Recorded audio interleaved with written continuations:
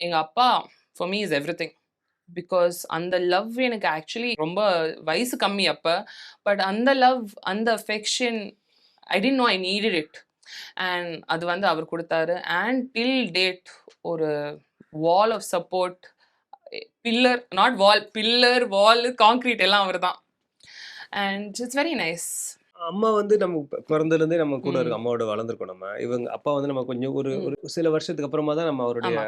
இணைப்பு நமக்கு கிடைக்குது அது.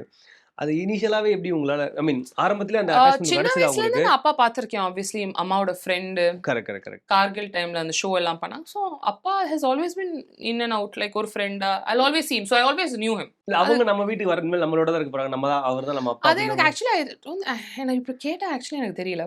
பட் கிராஜுவலா ஆச்சு. கிராஜுவலா ஆச்சு. ஒரு ஓகே. ஒரு பாயிண்ட் பிக் அது அவுட் பண்ணி எனக்கு சொல்ல முடியாது.